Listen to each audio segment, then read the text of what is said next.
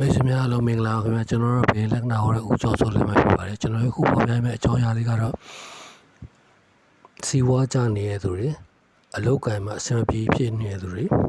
နော်အလုတ်ကံလုံနေတန်းနဲ့နော်ကြံ့ကြာနှောင်နေတဲ့သူတွေနော်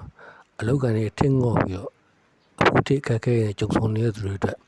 နော်ပြုလို့စီရင်လို့ရတဲ့ရေဒီယာနီလန်ကုန်းလေးကိုတင်ပြပေးမှာဖြစ်ပါတယ်ဗျာနော်ရေဒီယာနီလန်ကုန်းလေးကနော်မိမိတို့ရဲ့မွေးနေ့မနက်9နိုင်10နိုင်ခွဲအတွင်းကနေစပြုတ်ပြီးတော့နေဖျားမှာပြားရည်နဲ့ထိုးဝက်ဆုံးကို9ရက်တိတိစက္ကန့်လှူဒန်းမှာဖြစ်ပါဗျာနော်ပြားရည်နဲ့ထိုးဝက်ဆုံးကိုစက္ကန့်လှူဒန်းပြီးတော့မိမိတို့ဖြစ်ရှင်တဲ့အလိုချင်ဆုံးဆုတဆု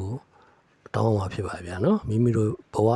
စီးပွားရေးဥမောအဆင်ပြေလာစေဖို့အတွက်ဆုမုံတောင်းရမှာဖြစ်ပါတယ်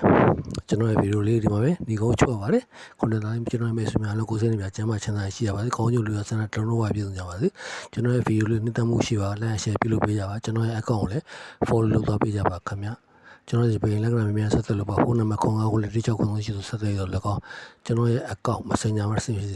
က်သွယ်ရတော့လည်းကောင်းဗီဒီယိုလက်ကမိတ်များစုံစမ်းလို့ရပါခင်ဗျာကြည့်ရှုပြီးတဲ့သူတဦးချင်းစီတိုင်းတယောက်ချင်းစီတိုင်းလည်းကျေးဇူးထူးလည်းတင်ရှိရပါတယ်ခင်ဗျာကျွန်တော်တို့ဘေးလက္ခဏာဟောတဲ့ဥကျော်ဆိုလင်းပဲဖြစ်ပါတယ်